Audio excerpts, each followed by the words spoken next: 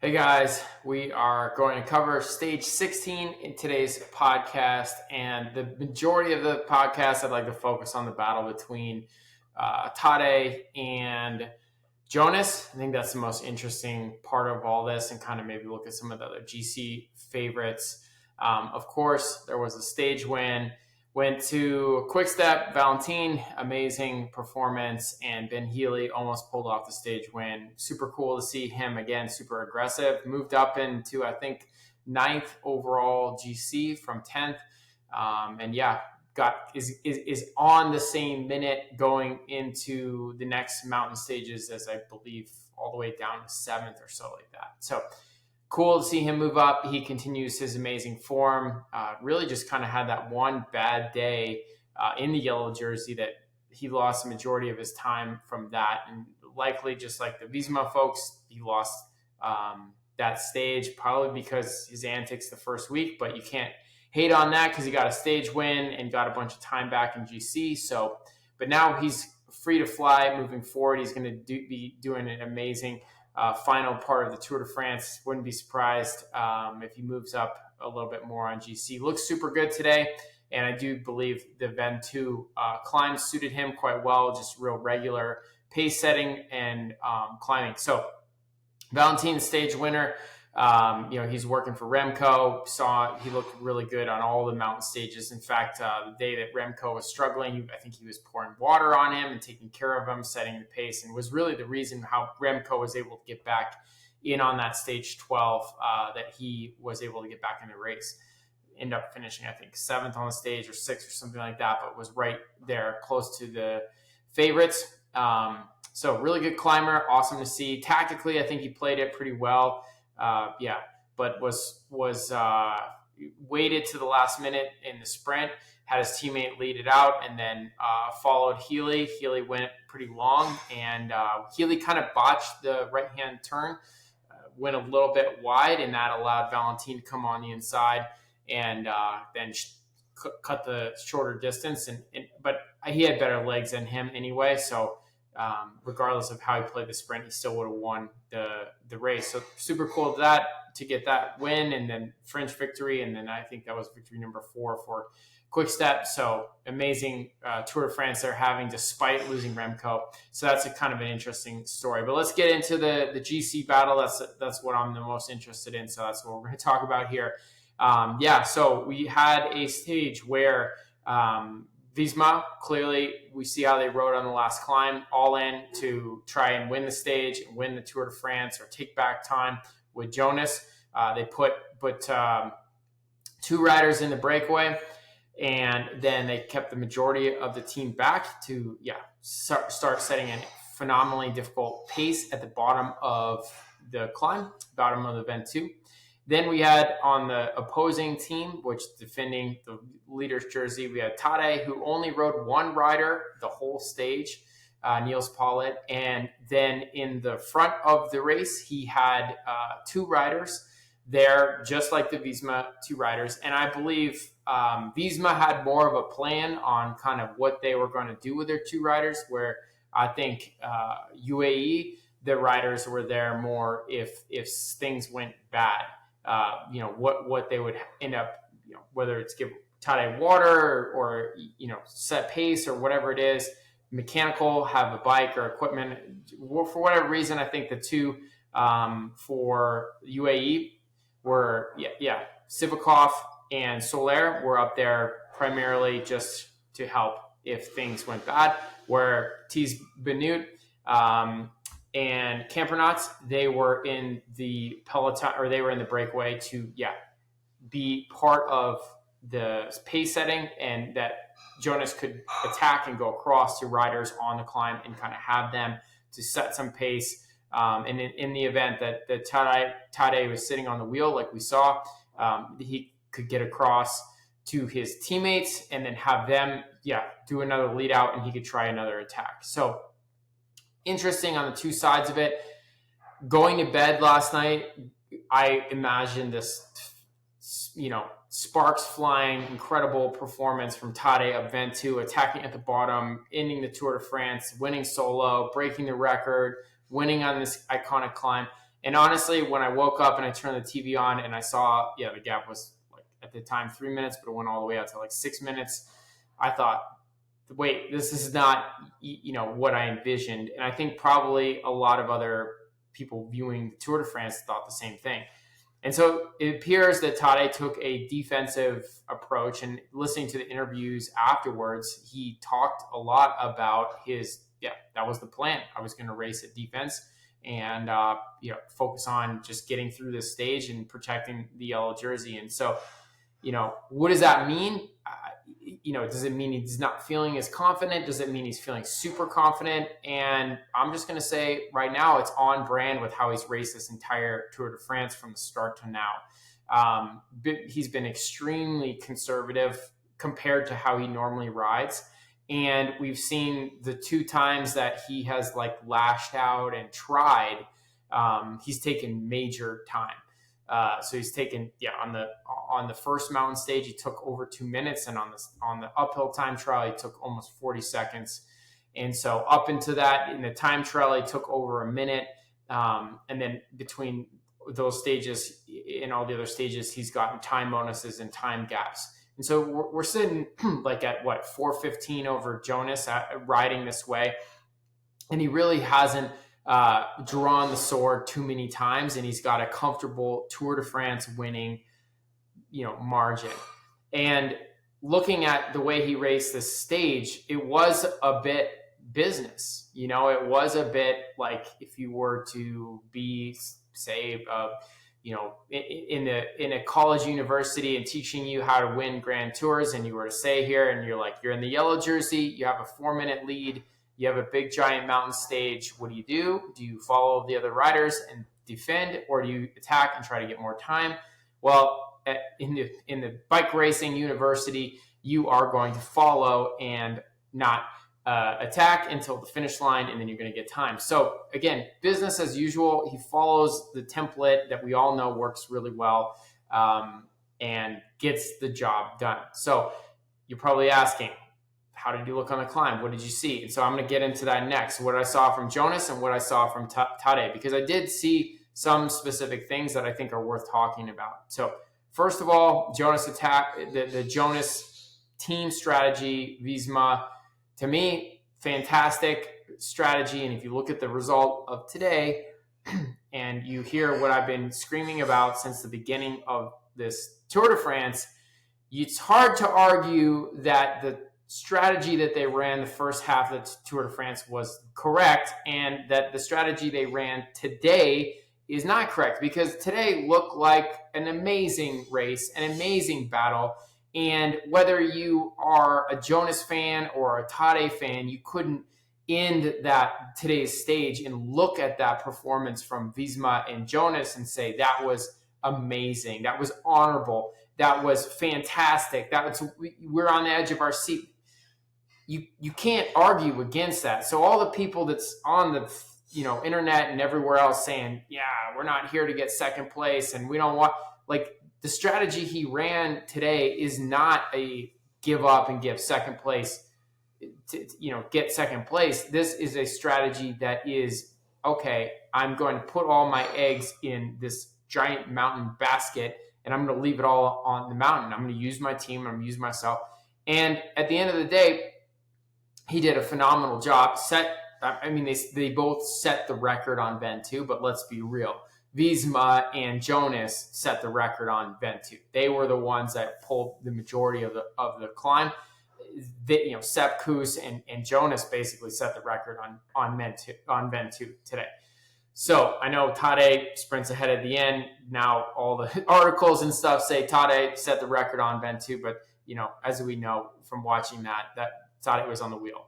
So the watts came from the Visma folks, and the performance and the pace setting came from the Visma folks, and they did a phenomenal performance. And there's no way to not acknowledge that.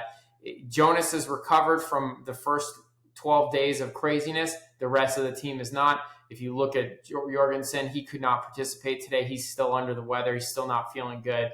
And Simon Yates, pretty good, but not really there, and not really able to do what his teammates were doing. And so unfortunately, I think had you got a normal Simon Yates in there and a normal Matteo Jorgensen on this strategy. Now think about this, guys. Again, I've been bitching about this from stage one, but imagine taking what you saw there and you basically plug in Jorgensen from the first week form and you plug in Giro d'Italia or stage whatever, Tour de France winning form from Simon Yates.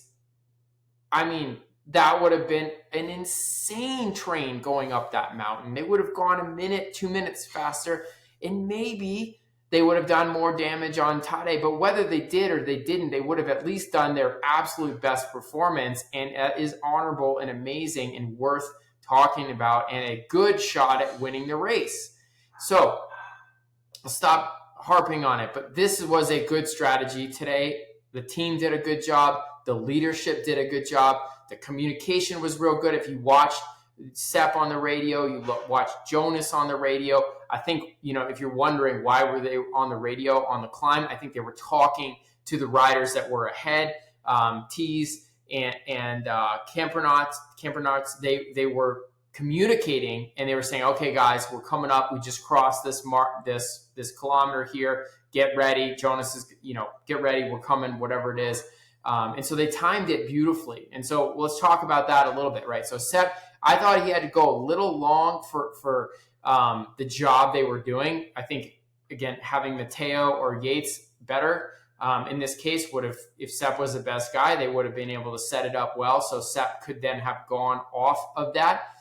Instead, Sepp had to go for, 20 minutes or something like this, 15 minutes, a really long time. Might have even been more than that. And so when he initially started pulling, you could see riders were getting dropped. There was all kinds of carnage. And then he kind of had to simmer down because he had to make it longer so they could get at least closer to their other riders and closer to further up the climb where, Jonas could make his move. But I think Jonas and the team could have done more damage had they been able to use Simon or Matteo and take that super hard acceleration just a little bit longer before Jonas ended up attacking and hitting out. But that's neither here nor there. It ended up happening. Jonas does an attack about 9 kilometers to go. If you go back and watch this attack, there is the original camera missed it. But then if you go back in and you can see that the footage from the side, the speed at which he attacks at is unbelievable. If you look at how fast the trees are moving, the camera is like, the motorbike it's like a tracking shot of him attacking past the fans, makes the peloton that he was with look like they were standing still. Unbelievable speed. And, pretty cool that Tadej was able to cover that straight away. And so here's the first thing I want to discuss about this battle that I saw was that Tadej was on the attack straight away and he covered it seated. And I've talked about this in my climbing podcast yesterday, talk about it again today. Why do people go in and out of the saddle? Well, the overall reason of why you would get out of the saddle is you're looking for more power. You're looking to add your body weight into the pedal stroke to create more power. So in this case, Jonas stands. He needs more power. He needs to increase his power. Tadej is able to cover seated. No problem. Now, is it something he's been training? Is it something he's been working on? And is it already a strength of his? Yes, yes, yes, yes. Okay? So the fact that he can cover seated is not necessarily a superior thing or in this case or not. It's his style. It's what he's done. And we'll talk about this later on, how he's created this new attack using his seated, extremely high acceleration. But in this case, he covers Jonas's attack seated. What that tells to me is that he's not on the limit whatsoever. He's got tons of power to go with that acceleration. He covers it right away. And so he's not on the limit. He's not on the edge. There's no hesitation. There's no question. 2 days ago, he waited a little bit and then brought him back. This was straight on him, straight away. And you do that if you're feeling good, if your legs are good, you're super strong. And so he's on Jonas straight away. Now, what he does is, I think, a bluff. He has this face on him like he's hurting. And so when I initially saw that, watching, in the morning, I was like, that's strange. Like, what the heck is that? Like, why is his face all, I think he had his mouth open and he was like gritting his teeth, and it just was different. I've never seen that face in particular with Tadej. Even when he's getting dropped, we've seen him 2 years ago get dropped and didn't have that face on before he got dropped. Was poker all the way until the explosion happened. So I think it was a bluff. And the reason why is I think deep down inside in the Tadej, I think he was hoping that he could encourage Jonas to pull the entire climb and maybe get him the stage win, get him back in it. But regardless, use more energy than Tadej and hopefully set him up for a big attack coming up in the last week. Again, we go to our Tour de France, our stage-winning bike racing university. Do we need to do an attack in the last week? We've got 4 minutes and 15 seconds. Do we need that? No, we don't need that. Is it possible Tadej is thinking ahead and thinking, if the opportunity's there, I might take it. I'm going to look for it, and I'm hungry, and I'd like to win some more races. I think that's the case. And so in this, he kind of plays, like he's hurting a little bit. And I went back and I looked through all the footage because, I'm interested in all this stuff. I look at the stomachs. I look at the body language. I look at the rocking on the bike. I look at the pedal stroke. I look at the heels. I look at the hand position. I look at everything. Tadej looks super good. So when I look at the stomachs and the stomach, I've done some talks about how, Tadej does a really good job with diaphragmatic breathing. All the top pros do it. We all do it, but I think he does an exceptional job of I think it's something he's worked on. And so you look at his stomach, you can really see the rate at which he's breathing. We go over to Jonas. We look at his stomach. I don't think he's as good at this breathing technique that Tadej is. He does it. But what was clear when I looked back at the footage was that Jonas did appear to be one zone at least above Tadej in terms of respiration rate.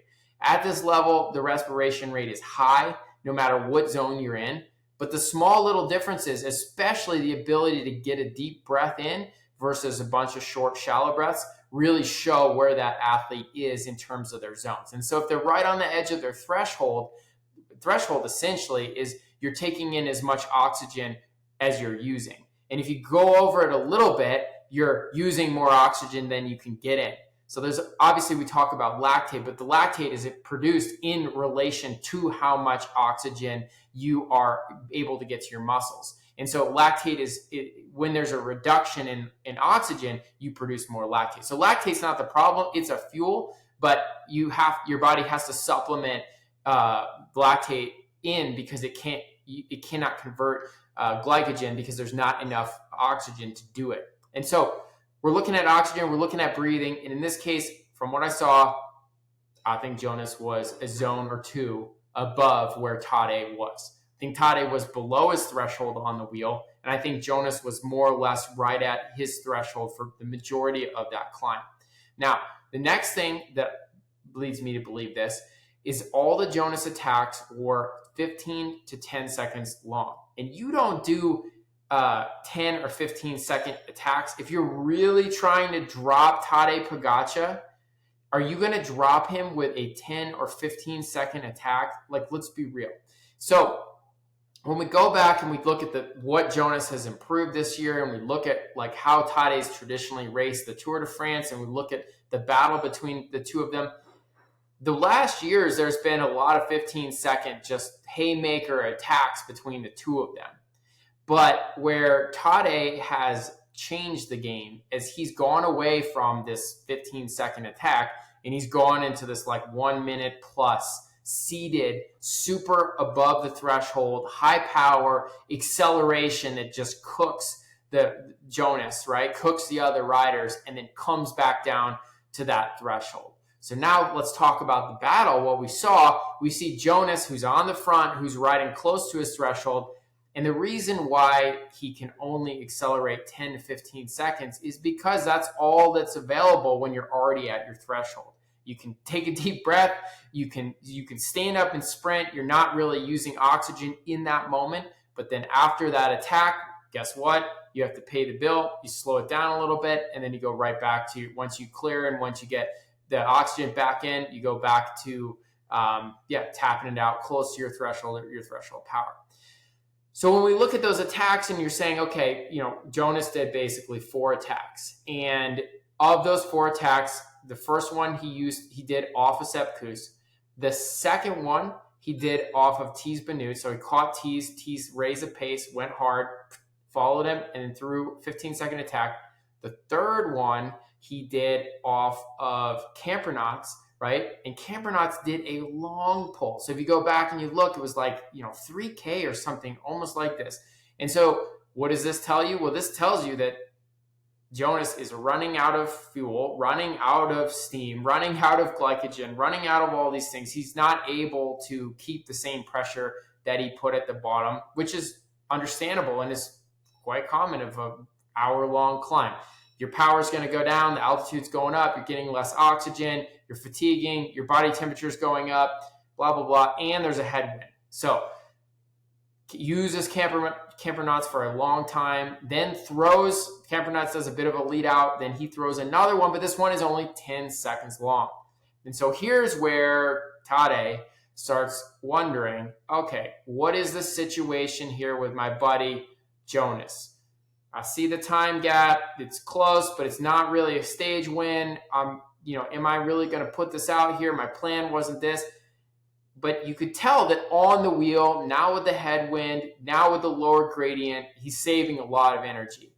And so he goes and throws a haymaker of his own. He goes 15 seconds.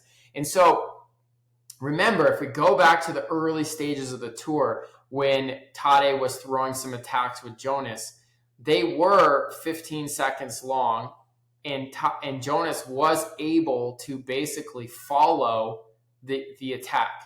There was the 1 minute effort that we saw on one of the short explosive climbs, but at all the other stages in the attacks, they were 15 seconds. And Jonas was able to get on the wheel and follow those attacks. So here he is, he throws another one of those near the top of the climb. Jonas gets on the wheel and then loses the wheel. This reminds me a lot of how Tadej was testing Jonas in the first part of the tour, where he was kind of throwing a few of these attacks out there just to kind of check the situation. And in this particular situation, there was another gap between Tadej and Jonas. And had he kept going, I think he could have snapped that elastic and gained more time. But for whatever reason, he sat back down after 15 seconds, slowed down, looked behind. Jonas was hiding on his left side. That was pretty smart of Jonas to do that. Tadej looks back. He's like, whoa, he's not there. No, he's there. And then Jonas throws a counterattack of himself. But this was, I think, an attack of desperation at this moment. You could see Tadej is easily on him straight away. This attack is less than 10 seconds, so this normally would imply that he is pegged, which is correct. And then what Tadej does is lets Jonas set the pace for the rest of the climb. Now, we get close to the finish line, and 30 seconds, so about 250 meters out, Tadej launches another attack. He goes long. It's a headwind, but it has a corner in it. And in the first 10 seconds, he's able to get a gap on Jonas. And then to the line, Jonas is able to hold him. And right at the end, you can see Jonas's legs go out and Tadej gets 2 seconds. Now, what do we see from that? Well, the obvious thing is Tadej's stronger than Jonas. Okay, nothing new there. What did we also say? Jonas, extremely strong. And when the two attacked one another, they did not really get any true separation. However, if we hold the microscope back out, when Tadej went, there was a gap, right? Jonas was scrambling to get back on with the body moving everywhere.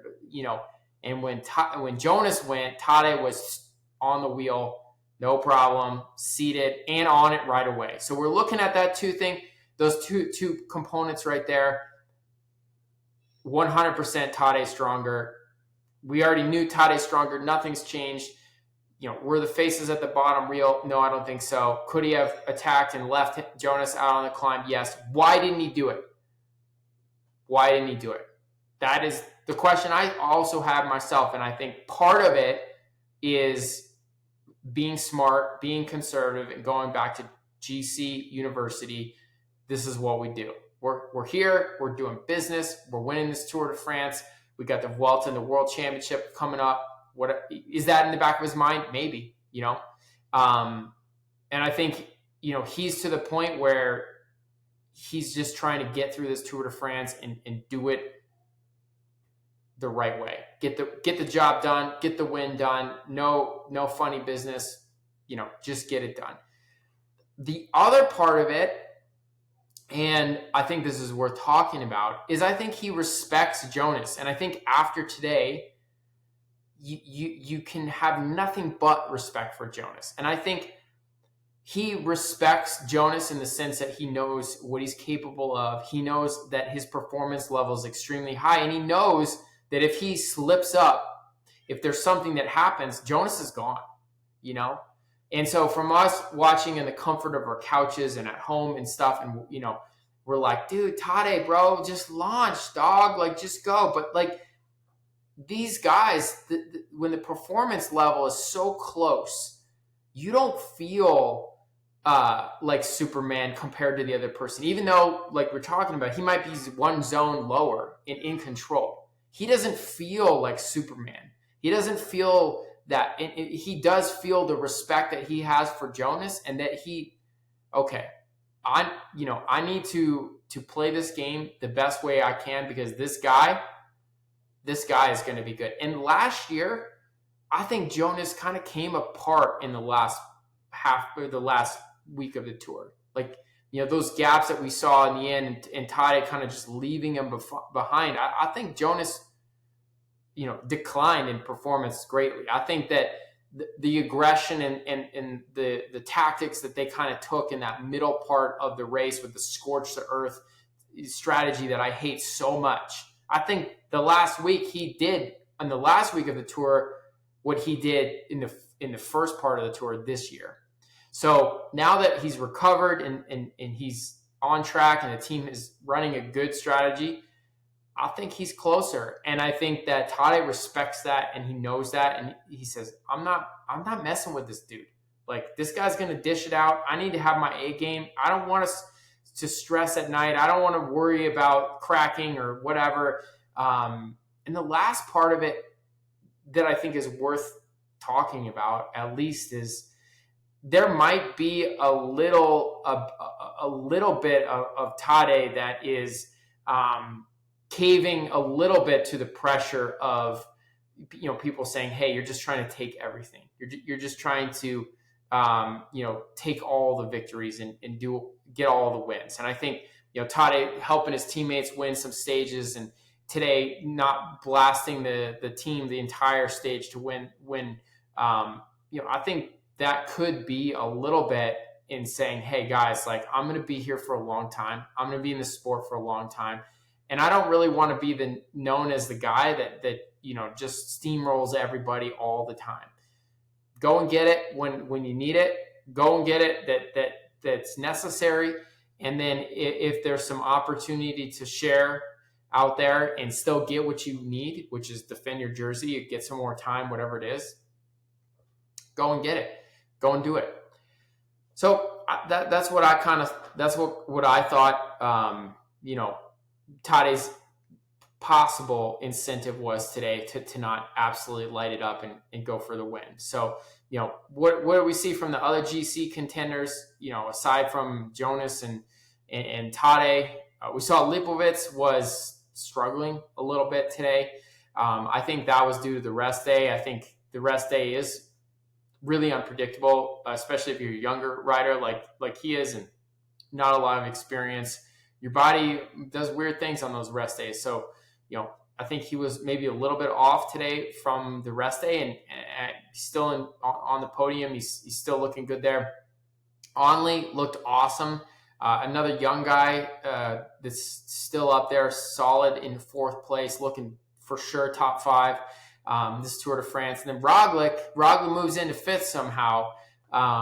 He's just so consistent. He's so strong, and the years of Grand Tour riding and his pedigree is paying off. And you could see today he was probably the third best rider. You could see oftentimes he was in between Lipovitz and the front two, and then he would drop back and try to help Lipovitz the best he could. So Johannesson had some crazy stomach thing, or it sounded like maybe he got some dehydration and maybe might have had problems with his kidneys. I don't know exactly what happened. It didn't look good. And so I hope he is able to recover and get his body working again and show up and continue to defend that top 10, what he's capable of. Vauquelin also solid today, not with the first guys, but not that far behind. He's still in the top 10. I think he's in 6th place. So looking super good. Carlos Rodriguez looked even better than normal. So he was up there today looking strong.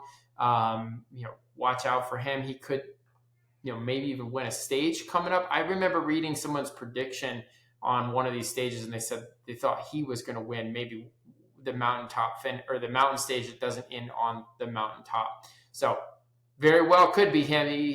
He's in that position where he could throw that attack and go for that. So top 10 guys all look good going into the last mountain stages. And I can tell you from experience, a lot of times when you get to this last week, things pretty much are on cruise control for the most part with your fitness.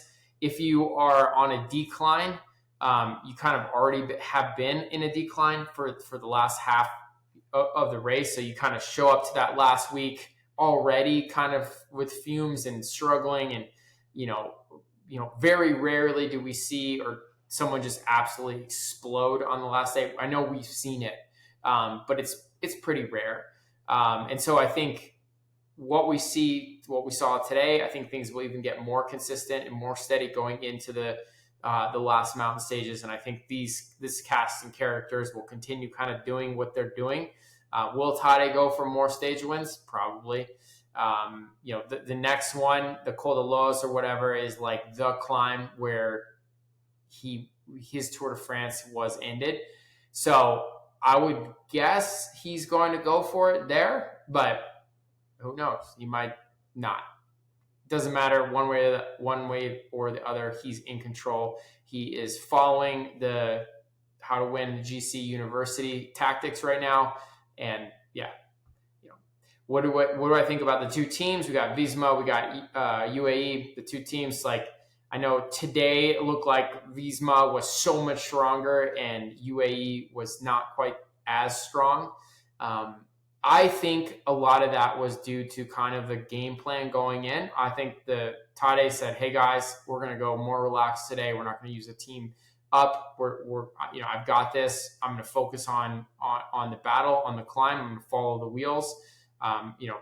Yates, I want you to try to stay with me as long as possible. Narvaez, I want you to try and stay with me as long as possible. But once you can't do it anymore, sit up, recover." Everybody else, not asking you to pull, not asking you to use a lot of energy. So I think when you go into a stage like that and you're one of these guys, you're just not going to turn yourself inside out just to be there, just to be seen. And so, Visma, the opposite, they got the call up probably on the rest day, say, "Hey guys, we're going for it. Jonas feels good, all in. We're going to try to rip this climb to pieces, set crazy performance." And, they were up, basically. And so, especially after kind of some of the talk the day before about leaving Jonas behind and stuff, I think everyone was super motivated to throw it down. So yeah, that's what I saw. Stage 16. We are moving into stage 17 tomorrow. And then, I think that's a sprint day, or it could be a sprint day, breakaway day. And then we're back in the mountains to talk about some more excellence. So I'm looking forward to those days. And yeah, that's all I got. So I hope you guys enjoyed it. I will check in with you guys coming up on the next stages later.